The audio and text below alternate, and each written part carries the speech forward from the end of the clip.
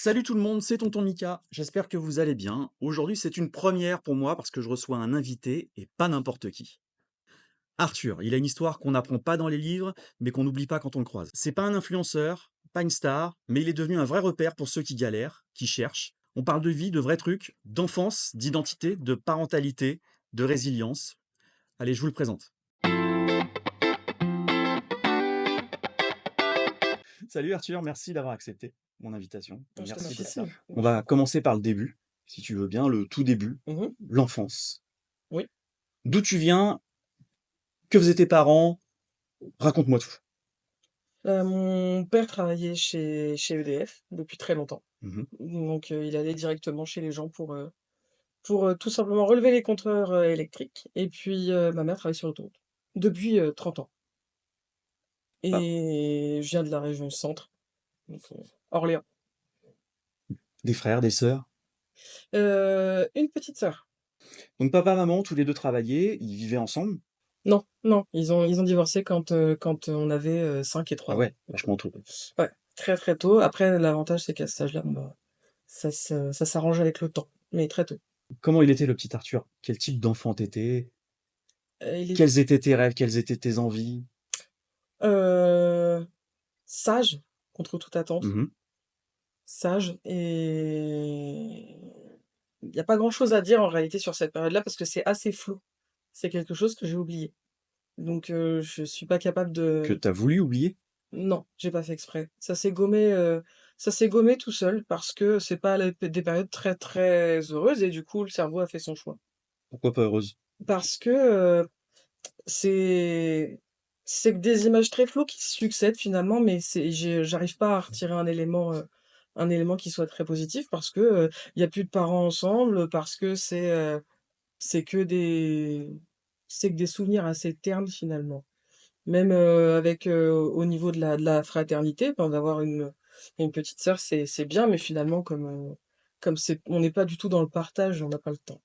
Donc, J'allais te demander du coup, ouais, si vous partagiez des choses avec ta sœur quand vous étiez petit?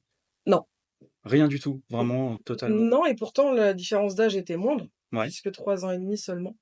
Oui, Donc ça du coup, on l'a c'est pas dit quel âge tu as et dans où on se situe? j'ai 33 ans et du coup, ma petite sœur en a à peine une trentaine bientôt. Donc en plein dans les années 90. Ouais, dans les années 90 effectivement et non, il y avait pas trop de partage parce que, on était très, très, très différents.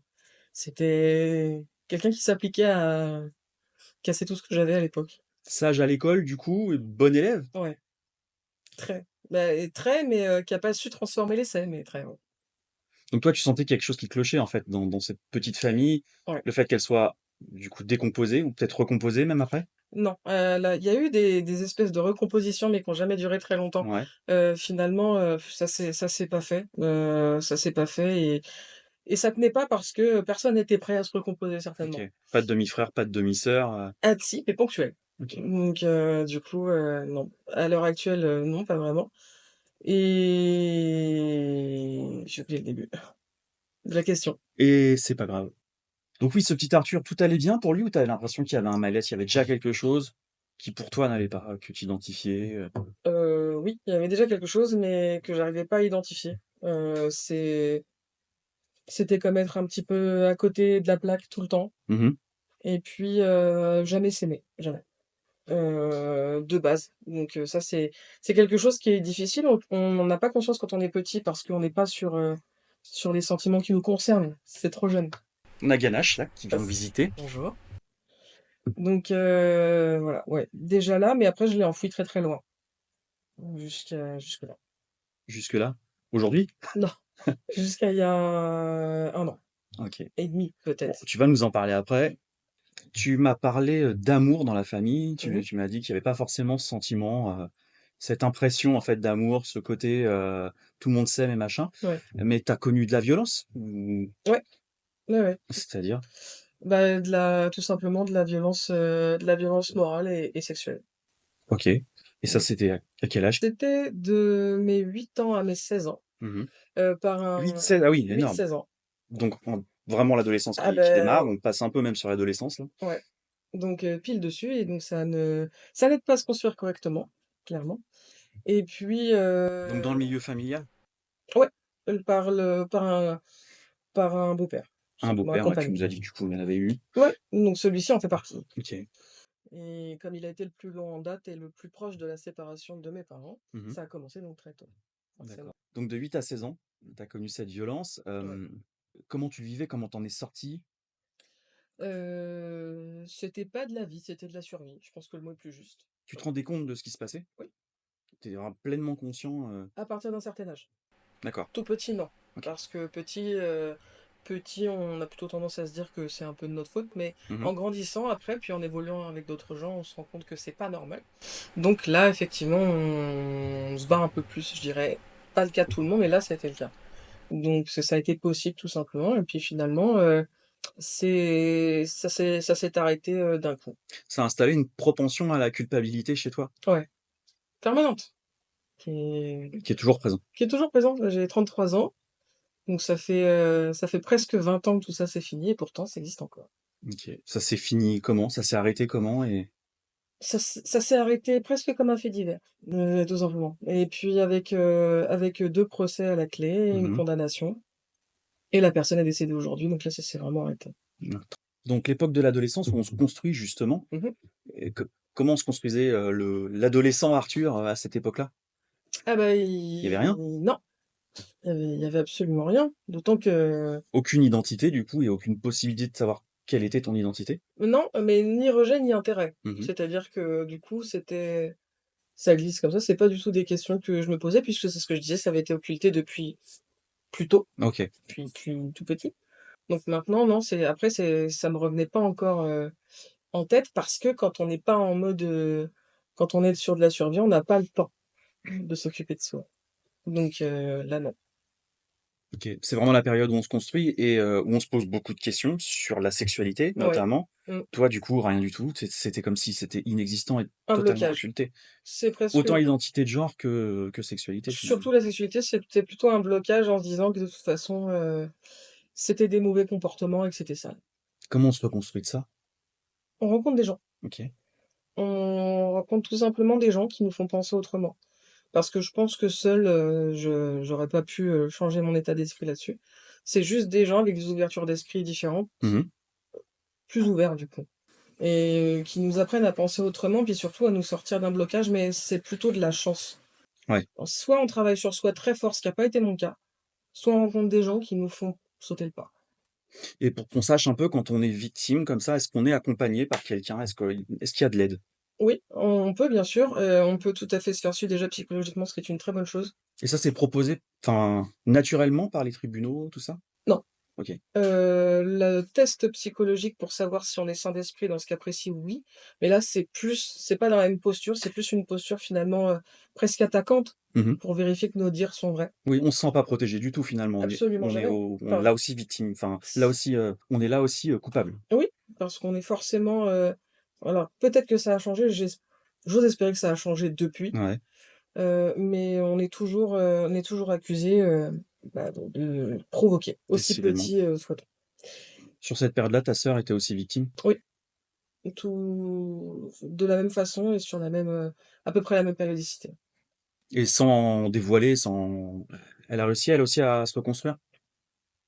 Oui, mais on a des façons différentes de fonctionner sur nos vies d'adultes, sur ces sujets-là. L'adolescence. Tu sors de cette adolescence donc à partir de 16 ans en gros, tu es, on va dire tranquille. Mmh. Tu me disais que tu sentais déjà une différence. Tu Oui, sentais déjà quelque chose qui était en toi, mais qui était autrement. oui. C'est-à-dire? Parce que depuis tout à l'heure, je t'appelle Arthur. Oui, c'était pas mon nom à l'origine, OK, effectivement. Mon prénom, mon dead name, c'était Marie. OK. Donc on Mmh, explique, tu es né biologiquement oui, femme, oui, donc avec, la morphologie, là, une femme oui. et tu t'es rendu compte que c'était pas ton genre. Non, absolument pas et que c'est juste parce que j'ai pris le temps de me regarder Mmh. et de savoir pourquoi je me sentais autant en décalage. OK. Parce que, c'est un décalage en fin de compte, j'ai tout fait pour essayer de coller au code et j'ai jamais pu et on s'en sent plutôt mal. Là, on spatialise comme si c'était à la fin de l'adolescence, mais ça s'est passé beaucoup plus tard finalement, Oui, ta vraie découverte. oui, oui, parce que si je devais, même prendre une cote un petit peu large, ça a 2 ans, en D'accord. réalité, quand on regarde. Pleinement, La crise de la trentaine? ouais, exactement. Pleinement avoué, hein, j'entends. Mmh. Donc oui, ça a pas plus de 2 ans. Après, c'est juste un chemin. Ça a pas été aussi, drastique OK, que ça parce que c'est pas d'un lendemain, on se réveille et puis on se dit: «Voilà, voilà ce que je suis dedans». Ça ouais. marche pas comme ça. Du coup, une vie de jeune adulte, qui se développe comment? Tu fais quoi comme études? Tu travailles où? Comment ça se passe pour toi? J'ai entamé des études que j'ai pas poursuivies. Vie? Oh la vache! Que j'ai pas voulu poursuivre, OK. parce que ça j'avais beaucoup de mal à me concentrer et puis un milieu scolaire, c'est un milieu très cadré, c'était compliqué.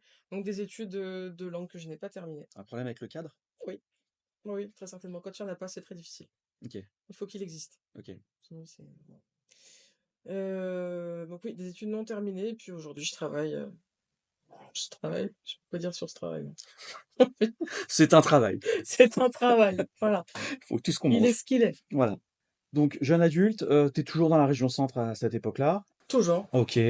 Donc tu nous as dit que tu faisais tes études, mais qu'en fait, tu les as arrêtées et puis que tu avais Ouais. été travailler juste après. Juste après. Et il y a quand même un autre événement qui t'est arrivé, c'est la parentalité. Eh oui, Tu as été, on peut dire maman? on peut le dire, c'est la vérité. OK. Comment c'est arrivé? C'était prévu? C'était voulu? Non, C'était c'était pas prévu et c'était plein d'interrogations parce que justement c'était c'était pas dans les conditions les plus simples. mmh Mais mais j'ai décidé quand même de laisser faire. Parce que j'en OK. avais, je pense, au fond, envie et que je crois avoir eu conscience à ce moment-là que ce serait mon unique chance surtout. Ah ouais. Ouais. Parce que tu savais déjà que Parce que j'avais déjà enfin, il y avait certainement des choses au fond de moi là-dessus. le truc qui clochait Voilà, le truc qui clochait et qu'en plus, de toute façon, de base, j'avais beaucoup de difficultés, à ce que ça fonctionne. d'accord. C'était il y a combien de temps ça, du coup? Et ben, c'était il y a bientôt 8 ans. OK. Merci ganache. Donc un petit garçon, une petite Un fille, petit un garçon. petit garçon. Pour pas dévoiler son identité, on va l'appeler Kevin. Moi, je trouve que c'est pas Kevin! mal. Très chouette. Donc Kevin, il a 8 ans. Comment s'est passée, cette grossesse? Parce que qui était pas du tout attendue déjà et Non, elle a été difficile ouais, parce que, bon, plus émotionnellement parce que finalement elle a suivi son cours très normalement. ça va faire bizarre pour beaucoup de monde, hein, d'imaginer Ah que oui, tu as oui, pu être enceinte oui, oui, pour moi aussi et c'est une parfois. réalité. Ouais, pourtant c'est ça et je veux dire, je l'ai quand même pas si mal vécu puisque j'ai été en forme jusqu'à 6 mois de grossesse et après ça a été très difficile et Mmh. puis il est arrivé plus tôt que prévu. Il est arrivé plus tôt que prévu parce qu'on a fait une pré-éclampsie et que ça allait être OK. difficile. Tu vis toujours avec le papa? Non, OK. non, on est séparés depuis, je pense que ça fait, 5 ans et demi maintenant, à Et peu qui près. garde le petit Kevin? C'est vous 2? C'est comment C'est ça en s'est alternance, organisé? une semaine chacun D'accord, et puis bon, bah, ça s'est fait, avec le temps, c'est devenu quelque chose d'assez normal finalement. OK. Ce petit Kevin, il est né avec une petite particularité. Ouais, Est-ce que tu veux bien nous en parler? oui, puisqu'il est né avec un trouble autistique, OK, c'est quoi? un TSA, donc c'est trouble du spectre de l'autisme, OK. tout simplement, qui se détecte pas à la naissance, bien sûr. Mmh.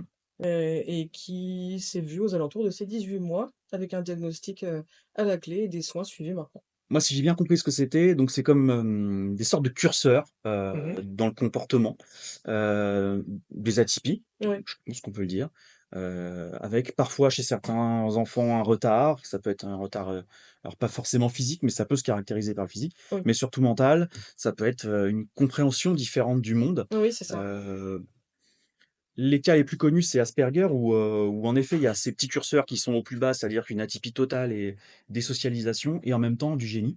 Toi, Kevin, aujourd'hui, heu, il se situe où là-dedans? Comment ça se caractérise pour lui? Si tu veux bien me le dire? Alors il a effectivement un trouble du spectre de l'autisme qui est maîtrisé aujourd'hui, donc avec des soins particuliers. C'est des troubles qui touchent principalement, l'aspect, compréhension du monde qui l'entoure, OK. l'aspect cognitif, Mmh. pas de retard mental pour lui. Et puis voilà, des atypies au niveau du comportement, au niveau de la compréhension, c'est difficile aussi. L le langage est particulier, parfois plaqué, mais en tout cas, il est suivi par beaucoup de praticiens et Ouais c'est une progression constante et ça va toujours vers le haut. et une vision différente du monde finalement, ouais. Une vision différente du monde et une appréhension des autres aussi. Donc c'est juste une sensibilité particulière Mmh. et finalement, c'est pas quelque chose qu'il faut cloisonner, faut Il faut apprendre à vivre avec, même soi-même, parce que nous aussi, on doit apprendre en même temps. Justement, vous êtes accompagné, vous êtes il est suivi? Il est suivi en orthophonie, il est suivi en Mmh. psychomotricité, bah, avec beaucoup d'autres praticiens. Finalement, c'est des soins qui se déroulent toutes les semaines, OK. qui sont directement sur le terrain de l'école, Ouais. ou ça peut être aussi à la maison si on le désire, mais en tout cas, c'est on a Donc dans un beaucoup de milieu chance. scolaire, normal, quasi normal? Oui, puisqu'il est scolarisé dans une école classique, OK. dans une classe particulière puisque c'est un dispositif Ulysse, donc qui est proposé dans beaucoup d'écoles de France, et qui est du coup, comment dire? Proposé aux enfants qui présentent ces mêmes atypies. D'accord. Donc après ce petit Kevin, on va revenir à ce tournant, ce Mmh. gros tournant dans ta vie vers 30-31 ans, Oui, la transition de genre. oui, Tu nous as expliqué que depuis petit, finalement, tu ressentais que quelque chose était différent en toi, qu'il y avait quelque chose qui oui, clochait, j'arrête pas de le dire, mais c'est ça, qui clochait, ouais. un petit truc qui était différent. Qu'est-ce qui a déclenché en toi le fait que c'était maintenant? C'était sûr, c'était ça? C'est simplement envie de vivre un peu pour soi. Mmh. Parce que justement, on prend conscience, même si c'est que 30 ans, on prend Ouais. conscience qu'en fin de compte, on se laisse de côté énormément et que le temps nous le rendra pas. Donc j'avais décidé justement d'essayer de me ressembler un petit peu plus. OK. Et Donc du jour au lendemain, tu as décidé maintenant, c'est il? non, OK. ça n'a pas été un processus aussi rapide, Ouais. mais c'est la finalité, c'est celle-là, hein. C'est exactement ça et ça s'est fait assez naturellement finalement. Ça a pas J'ai eu la chance que ce soit pas un combat perpétuel, entre moi et les autres Mmh. et entre moi et moi déjà. Ouais, déjà. Donc non, ça a été, et ça m'a pas choquée, je veux dire, je me suis pas sentie, justement, je me suis sentie enfin en accord avec, ce qu'il y a à l'intérieur. C'est un soulagement? Ouais, ouais, c'est un soulagement et j'ai arrêté d'être en colère OK. sur beaucoup de points où je pouvais justement, m'emporter très, très vite parce que je pouvais plus le canaliser. Mmh. On identifie après que finalement, ça vient de C'était là, de ça, quelque quoi. chose Ouais. d'inachevé, en réalité pour soi. OK. Tu te rappelles du premier moment où tu t'es genré au masculin? Non, mais je me rappelle pas du moment exact. C'est vrai que c'est assez loin Ça a pas été maintenant. marquant? Non, ça a pas été marquant parce que j'ai commencé à le faire à l'écrit. D'accord. Parce qu'à l'écrit, finalement, même si on le perçoit drôlement comme une faute de français, au début, si on y est attaché ou pas, ça dépend. Mais on le perçoit un petit peu comme ça et finalement, on prend le pli extrêmement rapidement et on est même content, à tel point que finalement, quand on repart dans l'autre sens, ça ça accroche un peu Mmh. à l'oreille et ça nous voilà, ça n'agresse pas. Enfin, de mon point de vue, en tout cas, moi, personnellement, ça me fait pas de mal. Mais, c'est je peux pas me rappeler du moment exact. Et du coup, comment ça s'est passé, l'annonce à ta famille, tes amis, ton fils, tout le monde, quoi? Le travail? Non, au niveau de mes amis, ça s'est fait Tu naturellement. as commencé par les amis d'ailleurs? Oui, oui, parce que c'est des gens pour lesquels j'étais déjà sûre de la réaction. Ouais. Comment dire? J'avais pas d'appréhension à ce sujet, ce qui est plutôt une richesse. Donc tu as commencé par les amis, tu viens de nous expliquer. Oui, La famille, comment ça s'est passé? C'était la step d'après, la famille? c'était juste après, OK. effectivement. Alors après ça a été dans des sens un petit peu, j'ai commencé par le plus simple, on va dire, Mmh.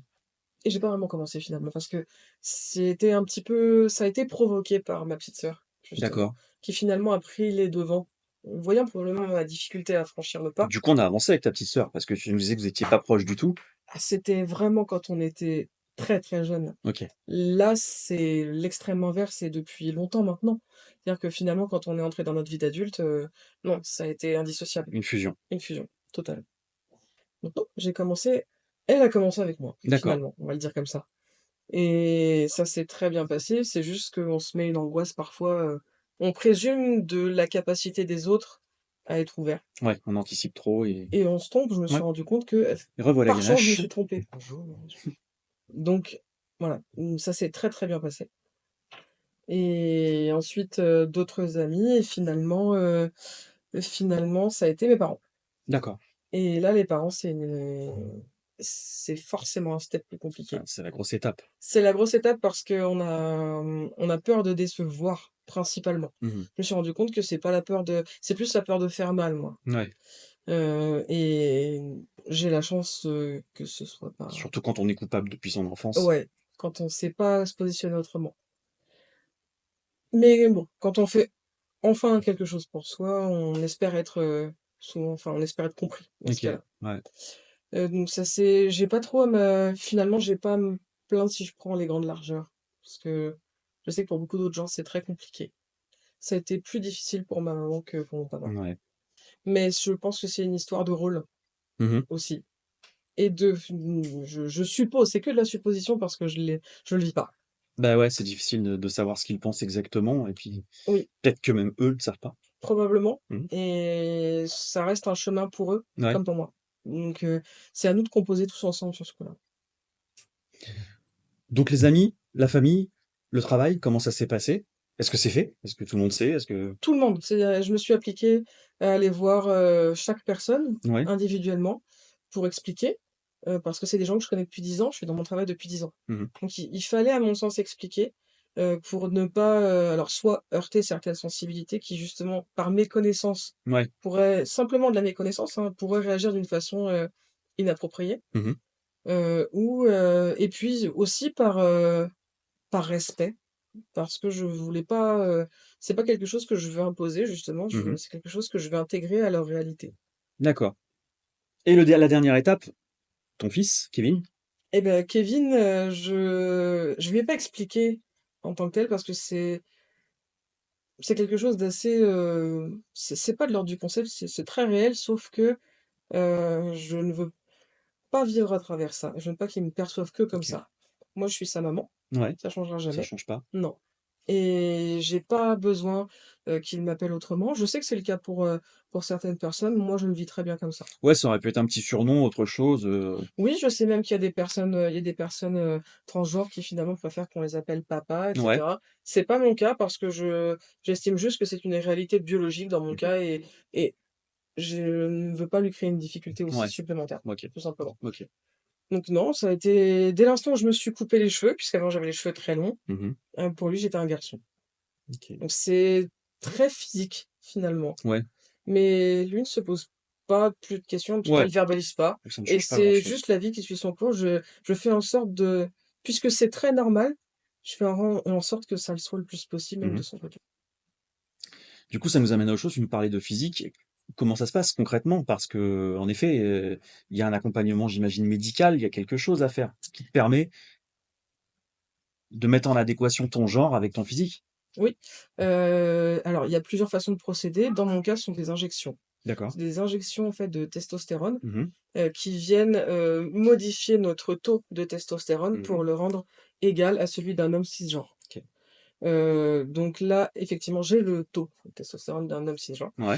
Ça, fait apparaître la pilosité, ça modifie la position du gras dans le D'accord. corps, ça redistribue les Ouais. masses, ça épaissit également, au niveau de la peau Mmh. et au niveau de la musculature, évidemment, ça change. D'accord. Nos muscles travaillent beaucoup plus rapidement, en OK. réalité. Et alors la mâchoire se dessine, ça voilà, vraiment le visage change. On sait toujours où on se reconnaît, mais quand même, les traits finalement sont moins doux. Mmh. C'est plus taillé. OK. Mais ça retire pas la poitrine? Ça fait pas Et non, pousser non, ça fait pas pousser ce qui manque et ça ne retire pas la poitrine. Donc là, on doit passer par des phases chirurgicales, ouais. si on le souhaite bien sûr. Là de mon côté, je masque pour Mmh. le moment, OK. donc avec un binder, mais j'aimerais passer à l'étape suivante qui est l'opération, tout OK. simplement. Donc qui est, une opération qui n'est pas entièrement prise en charge. Ça coûte combien ça? Dans le secteur privé, on va se situer entre 3 et 5 000 € selon les Ah constructions à oui. réaliser. C'est assez onéreux, honnêtement. Il y a aussi dans le secteur public, il y a une prise en charge par Mmh. la sécu. OK. Je trouve qu'on entend assez les voix comme la tienne aujourd'hui. Je veux dire, on parle de plus en plus de transidentité, mais j'ai l'impression que c'est toujours ramené un peu au wokisme Oui, et toi, tu les vois du tout? non, parce que c'est juste parce que moi je vis pour moi Ouais. et je j'ai pas prétention, en tout cas, c'est pas de la prétention de la part des autres, mais j'ai pas envie d'être, un porte-drapeau. On n'est pas obligé d'être militant. Non, on n'est pas obligé d'être militant, on peut juste essayer de de vivre, c'est déjà difficile de vivre correctement pour soi-même. Mmh. Donc ça m'empêche pas de soutenir tous ceux qui emprunteront ce chemin-là, hem, mais j'essaie déjà d'aller jusqu'au bout pour moi, en OK. réalité. Qu'est-ce que tu dirais à quelqu'un qui nous regarde aujourd'hui et qui se sent paumé comme toi tu l'as été? Je lui dirais que ça va s'arranger et que surtout faut prendre du temps pour soi. Il faut se faire aider surtout, si Mmh. besoin, parce que si c'est souvent une question d'entourage et en fait, on n'est jamais tout seul. Donc je dirais juste de se tourner vers quelqu'un, de pas se retrancher sur soi-même parce que souvent dans ces cas-là, on est son pire ennemi parce qu'on sait plus comment avancer. Mais aujourd'hui, il y a plein de gens, aussi des professionnels comme des amis et cetera, mais il faut surtout pas se taire, c'est ça. Ouais. Si tu pouvais laisser un message vocal à ton toi qui avait 10 ans. Oui, c'est drôle. Heu, oui, mais ça va être super mielleux, Ouais, bah, pourquoi pas? c'est sûr.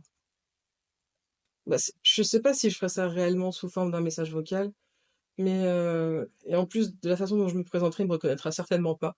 Donc C'est vrai que ce serait étrange. ce serait un petit peu étrange, mais ce serait juste pour lui dire, «Salut, t'inquiète pas, ça va s'arranger». Ouais, bah, je crois qu'on aurait tous le même message, en fait. Oui, c'est ça. On a tous envie de se rassurer avec l'âge. Ouais. Te connaître, si tu avais une baguette magique, Oui. voici une baguette magique.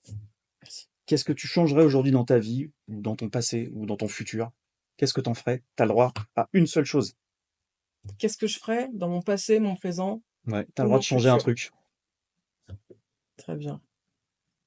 Pas facile, hein? Non, Ouais, c'est un choix très difficile et je suis ouais. même pas sûre de pouvoir répondre à la question, Pourquoi? honnêtement, parce que je ne sais pas. Mais probablement que je changerais la nature de ma naissance. OK. C'est une baguette magique, hein. Donne à moi. C'est une tapette rose. Et la dernière question qui est pour te connaître un petit peu mieux. Admettons ce soir tu organises une soirée. Mmh. Tu dois inviter 5 personnes, Ouais.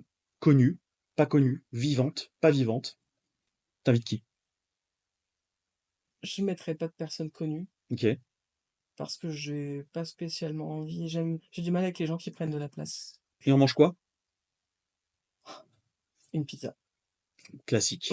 C'est ça, OK. pas possible. Arthur, merci pour ta confiance. T'es pas un personnage, t'es pas un concept, t'es un humain. Oui. Et crois-moi, ça vaut 1000 fois plus.